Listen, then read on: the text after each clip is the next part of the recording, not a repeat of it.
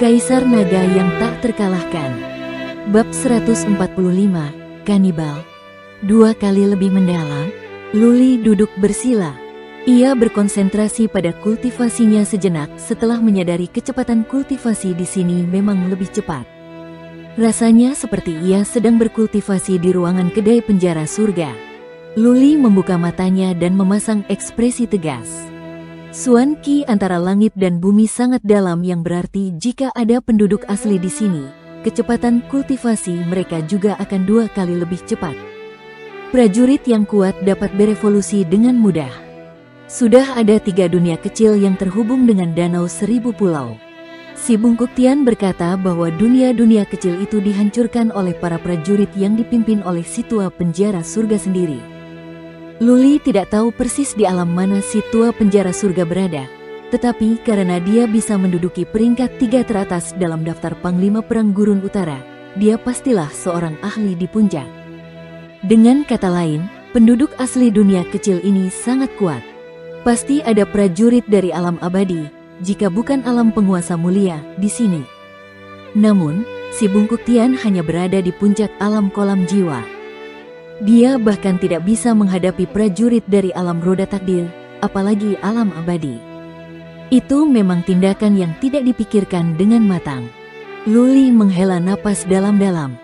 Namun, sudah terlambat untuk mengatakannya sekarang. Mereka harus melakukan yang terbaik dan menyerahkan sisanya kepada para dewa. Si Bungkuk Tian kembali tenang setelah mengamuk. Ia mendesah tak berdaya dan berkata, "Ayo kita pergi dan melihat-lihat. Jika kita diberkati dan tidak ada penduduk asli di dunia kecil ini, kita mungkin bisa menemukan cara untuk kembali. Jika ada, kita harus siap mati di sini." Luli bangkit dan menyuruh para kurcaci hijau mengikuti mereka. Kedua orang dan rombongan itu bergerak maju perlahan di dalam hutan. Tian Si Bungkuk bersikap hati-hati, dia terus melihat ke sekeliling. Gemerisik, gemerisik, gemerisik gelombang. 3 mil ke depan, terdengar suara sesuatu yang menggesek tanah. Si Bungkuk Tian langsung terkejut. Ia melompat ke pohon besar dan melihat ke kejauhan. Ia berteriak, "Unicorn Boa! Lari sekarang!" Luli pernah mendengar tentang Unicorn Boa sebelumnya, binatang suan tingkat ketiga. Yang tidak ia mengerti adalah mengapa si Bungkuk Tian di puncak alam kolam jiwa begitu takut pada satu Unicorn Boa. Si Bungkuk Tian sudah berbalik dan mulai berlari. Luli tidak berani bertanya lagi sekarang. Dia harus meminta kurcaci hijau untuk menangkapnya dan berlari dengan liar. Tanpa skill garis darahnya, kecepatan Luli tidak mengesankan. Gemerisik, gemerisik, gemerisik gelombang suara benda-benda yang bergesekan dengan tanah semakin keras. Luli akhirnya mengerti mengapa si Bungkuk Tian mencoba melarikan diri.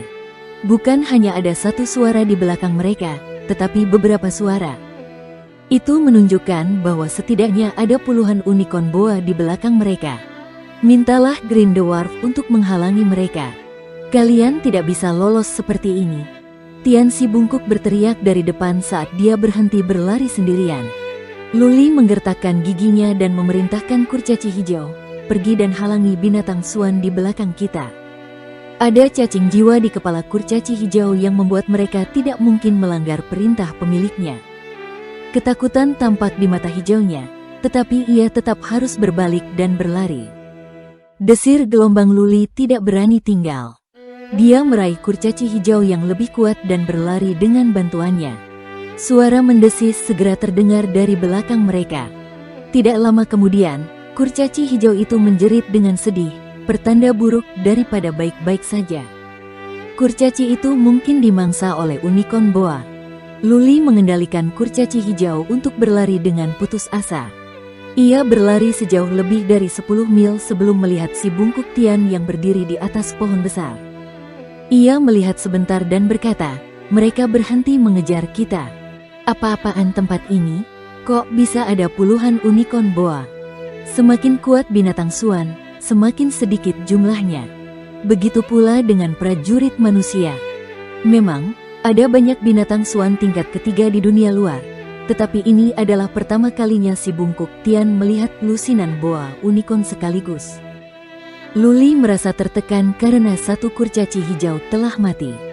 Setelah si bungkuk Tian masuk ke sini, dia tidak berperilaku baik.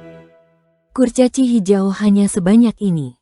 Tanpa kurcaci hijau itu, Luli pasti sudah mati. Pergi. Setelah beberapa saat, Tian si bungkuk melambaikan tangannya untuk meminta Luli mengikutinya. Tian si bungkuk tidak merasa senang terhadap Luli saat ini. Tian si bungkuk membawa Luli sekarang mungkin hanya agar Luli dapat menghalangi binatang suan atau musuh pada saat-saat kritis. Sebenarnya, dari sudut pandang Tian si bungkuk, itu hal yang wajar. Mereka berdua masih memiliki kesempatan untuk keluar kali ini, tetapi tanpa nyawa mereka, akan menjadi lelucon untuk mengejar alam roda takdir sekarang. Luli tidak berguna bagi Tian si bungkuk sekarang, jadi Tian si bungkuk tidak akan memperlakukannya seperti dulu. Bagaimanapun, persahabatan antara keduanya tidak nyata. Keduanya terus berjalan tanpa suara. 7 kurcaci hijau mengikuti mereka. Tian si bungkuk terus melihat ke sekeliling, tetapi kali ini lebih cermat. Lebih dari 6 mil ke depan, si bungkuk Tian berteriak marah lagi. Ada binatang suan tingkat 4 di depan kita. Suruh 2 kurcaci hijau menghalanginya. Kalau tidak, kita berdua akan mati. Binatang suan tingkat 4, Luli gemetar. Matanya berkedip ragu. Begitu gelombang kekuatan binatang menyebar ke arahnya dari kejauhan, dia berhenti ragu-ragu. Dia mengirim 2 kurcaci hijau untuk maju ke depan. Kurcaci lainnya menyerangnya, dan bersama dengan si bungkuk Tian, mereka tiba-tiba mengubah arah dan menyerang ke arah kiri. Melolong gelombang, terdengar suara gemuruh yang menggetarkan seluruh gunung dan hutan. Ki dan darah Luli berjatuhan karena guncangan. Ia mendesak para kurcaci hijau untuk bergerak lebih cepat lagi dan lagi. Ia akan menoleh ke belakang sesekali karena takut monster besar itu akan menyusul. Si bungkuk Tian benar-benar menggunakan Luli sebagai kambing hitam. Dia telah berlari begitu jauh sehingga Luli tidak dapat melihatnya. Luli diam-diam mengumpat, tetapi dia masih harus berlari ke depan dengan liar tanpa daya. Melolong. Raungan mengejutkan lainnya datang dari belakang, dan terdengar pula suara langkah kaki yang teredam. Kekuatan binatang buas sekali lagi menyelimuti Luli, membuatnya mengeluh tentang kesulitan secara diam-diam. Dia harus mengalokasikan 2 kurcaci hijau lainnya untuk mencegat, mengetahui bahwa begitu binatang suan tingkat keempat mendekat, dia pasti akan mati. Dia membawa 8 kurcaci hijau, tetapi 5 diantaranya mati dalam waktu yang singkat. Mata Luli meredup. Entah bagaimana, dia merasa dia dan si bungkuk Tian benar-benar akan mati di sini. Para kurcaci hijau mengikuti perintah Luli sepenuhnya. Kedua kurcaci hijau itu berlari mundur satu demi satu. Luli terus berlari dengan bantuan salah satu kurcaci hijau. Setelah berlari untuk membakar 2 batang dupa, Luli tiba-tiba merasakan ruang di depannya menyala. Ia sangat gembira. Apakah ia akhirnya berhasil keluar dari hutan? Hari ini gelombang. Ledakan, ledakan, ledakan. Sebelum dia keluar, Luli mendengar raungan si bungkuk Tian dan suara ledakan energi suannya yang membelah bukit batu. Ada binatang suan di luar? Luli berlari keluar dengan panik. Ia melihat sekeliling dan segera menemukan Tian si bungkuk. Setelah beberapa kali melirik, yang terlihat di wajah Luli hanyalah keterkejutan. Bukan suan bis yang dilawan oleh si bungkuk Tian, melainkan 4 orang, 4 wanita muda tepatnya. Keempat wanita muda itu kira-kira seusia dengannya, tetapi mereka semua berada di alam kolam jiwa. Intinya adalah mereka begitu cepat, lebih cepat dari si bungkuk Tian, seperti 4 bayangan yang bergerak cepat. Itu bahkan bukan hal yang paling penting. Ada seorang gadis cantik berusia sekitar 11 atau 12 tahun berdiri di sebuah bukit kecil di sebelah kiri mereka. Gadis kecil itu tidak melakukan apapun, dia hanya memandang medan perang dengan acuh tak acuh. Luli merasakan gadis kecil itu juga berada di alam kolam jiwa. Sayangnya, apa yang dikatakan si bungkuk Tian menjadi kenyataan. Suan Qi antara langit dan bumi sangat dalam di tempat ini. Kekuatan penduduk asli pasti sangat. Kelima gadis itu berpakaian aneh. Mereka mengenakan pakaian dari kain karung dan rambut mereka dikepang. Telinga mereka tampak sangat lancip, jelas mereka adalah penduduk asli di dunia kecil itu. 5 penduduk asli, semuanya berada di alam kolam jiwa. Gadis itu juga mencapai alam kolam jiwa meskipun dia baru berusia 11 atau 12 tahun. Berapa banyak prajurit kuat yang ada di dunia kecil ini? Di luar imajinasi, di wilayah manakah prajurit terkuat mereka berada? Tak terbayangkan juga. Beberapa orang asing. Keempat wanita muda itu sedang bertarung dengan si Bungkuk Tian sehingga mereka tidak memperhatikan Luli. Namun, gadis kecil cantik yang berdiri di atas bukit melihatnya. Wajahnya yang acuh tak acuh menunjukkan sedikit ejekan saat dia berkata, "Waktu yang tepat." Orang tua itu sudah sangat tua sehingga dia akan mati. Dagingnya tidak akan terasa enak. Yang ini lebih mudah. Jika kita membawanya kembali dan memasaknya, pasti lezat. Luli gemetar. Mungkinkah penduduk asli di sini adalah kanibal? Bab 146, Tangan Tuhan. Si Bungkuk Tian dikepung oleh keempat wanita muda itu, tetapi dia tidak dirugikan. Keempat wanita muda itu hanya berada di tahap awal alam kolam jiwa, tetapi si Bungkuk Tian berada di puncaknya. Namun, ia juga tidak dapat menguasai keadaan. Keempat wanita muda itu begitu cepat sehingga Luli hanya dapat mengetahui bahwa mereka adalah wanita dan masih muda. Ia tidak dapat melihat wajah mereka dengan jelas. Keempat wanita muda itu seperti bayangan dan bayangan kabur, berkeliaran di sekitar si Bungkuk Tian dan menyerangnya. Memang, mereka baru berada di tahap awal alam kolam jiwa, tetapi mereka lebih cepat daripada si Bungkuk Tian. Kerja sama di antara keempatnya bagus. Cara menyerang mereka mirip dengan para kurcaci hijau, mengandalkan kecepatan mereka yang mengerikan dan kait di tangan mereka untuk melakukan serangan rahasia. Begitu mereka mengenai target, mereka akan langsung pergi. Masing-masing dari mereka memegang 2 kait hitam tajam di tangan mereka, dan tatapan dingin terpantul dari mereka. Jika salah satu terkena kait itu, sepotong daging akan terpotong. Si Bungkuk Tian memegang pedang emas panjang dan sempit di tangannya. Dia mengayunkan pedangnya dan mencoba menyerang wanita muda itu saat dia melepaskan energi suanya secara eksternal. Sayangnya, persepsi wanita muda itu bahkan lebih menakutkan daripada kecepatan mereka, dan gerakan mereka juga aneh. Mereka akan sering mengubah arah sehingga si Bungkuk Tian tidak bisa mengawasi mereka. Berdasarkan situasi saat ini, si Bungkuk Tian tidak dapat melakukan apapun kepada mereka. Ia juga tidak dapat keluar. Keempat wanita itu tidak dapat membunuh si Bungkuk Tian saat ini, jadi mereka harus mengelilinginya dan menyerang. Luli melirik beberapa kali. Kemudian matanya terpaku pada gadis di puncak bukit. Meskipun gadis itu juga mengenakan kain karung kasar seperti keempat wanita muda itu, tetapi dia mengenakan kalung permata dan gelang di pergelangan tangannya. Temperamennya sombong. Jelas, dia menikmati status yang tinggi. Luli berpikir cepat, dan dalam beberapa tarikan napas, ia telah mengambil keputusan.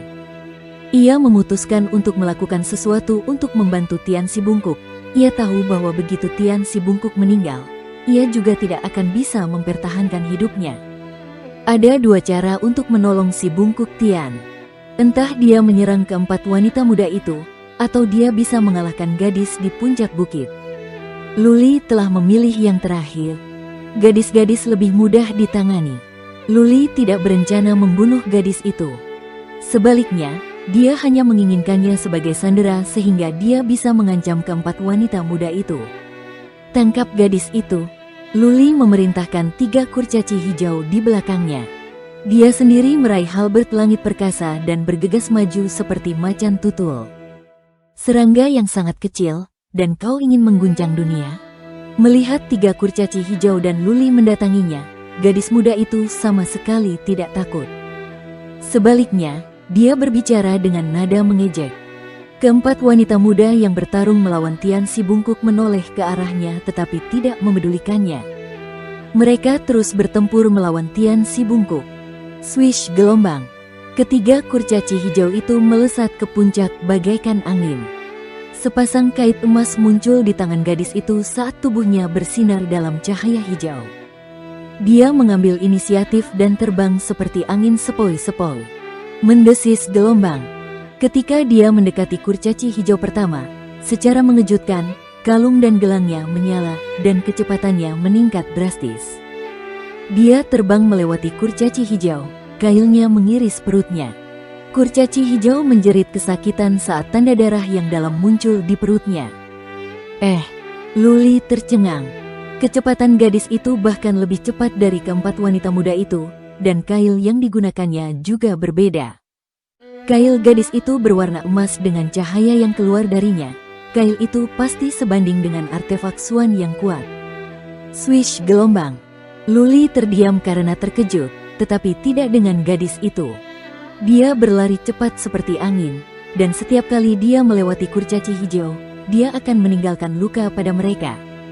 Para kurcaci hijau pandai bertahan. Saat diserang, cangkang bersisik akan muncul. Namun, saat berhadapan dengan kait milik gadis-gadis itu, cangkang bersisik itu tidak ada bedanya dengan tahu. Bekas darah akan mudah tertinggal, dan darah hijau tumpah kemana-mana. Hanya dalam beberapa tarikan napas, ketiga kurcaci hijau itu semuanya tergores dengan darah yang keluar dari luka mereka. Tongkang. Jika gadis itu terus menyerang seperti ini, ketiga kurcaci hijau akan disiksa sampai mati. Luli harus menyelesaikan masalah ini sendiri. Dia mengerahkan energi Xuannya dan mengayunkan halberd langit perkasa untuk menyerang gadis itu. Wush gelombang. Ketika Mighty Heaven Halberd menyapu, gadis itu tiba-tiba jatuh ke tanah dan berhasil menghindarinya. Dia bergegas menuju Luli seperti angin dan menebas perutnya dengan kaitnya saat dia melewatinya. Klik, klik. Luli mengenakan baju besi kelas bumi. Berkilauan muncul karena benturan itu. Ketika dia melihat ke bawah, matanya dipenuhi dengan keterkejutan setelah menemukan bahwa baju besinya retak. Baju besi kelas bumi itu ternyata mudah sekali rusak. Tongkang. Luli mengayunkan Mighty Heaven Halberd miliknya dengan gerakan backhand, tetapi dia tidak dapat mengenai gadis itu. Dia jelas melihat gadis itu lewat tepat di sebelahnya, tetapi ketika dia mengayunkan senjatanya, yang dapat dia kena hanyalah bayangan. Ketika dia berbalik mencoba mencari gadis itu, dia merasakan suara angin bertiup dari belakangnya, seolah-olah udara dingin bertiup di lehernya. Tanpa membuang waktu untuk berpikir, dia melambaikan tombaknya ke punggungnya dan berguling ke depan di tanah. Dentang, dentang gelombang. Gerakannya cepat. Kilauan menyala di bagian belakang baju besinya, dan retakan panjang dan sempit muncul di sana. Ini bukan apa-apa. Saat Luli berguling di tanah, dia merasakan firasat buruk lain yang datang dari belakangnya. Dia harus berguling ke depan dengan putus asa. Kilauan terus-menerus keluar dari punggungnya. Dia diserang terus-menerus selama 7 atau 8 kali. Untungnya, para kurcaci hijau datang membantunya menahan serangan. Luli berdiri dengan panik. Ia mendapati baju besinya retak di mana-mana, seperti sepotong pakaian usang yang sudah menjadi kain perca. Ia memiliki banyak goresan di tubuhnya, dan darah terus mengalir. Untungnya, baju besinya mengurangi kekuatan serangan, jadi lukanya tidak dalam. Baju zirahnya robek dan compang camping, sehingga mempengaruhi gerakannya. Karena itu, Luli hanya melepas baju zirahnya.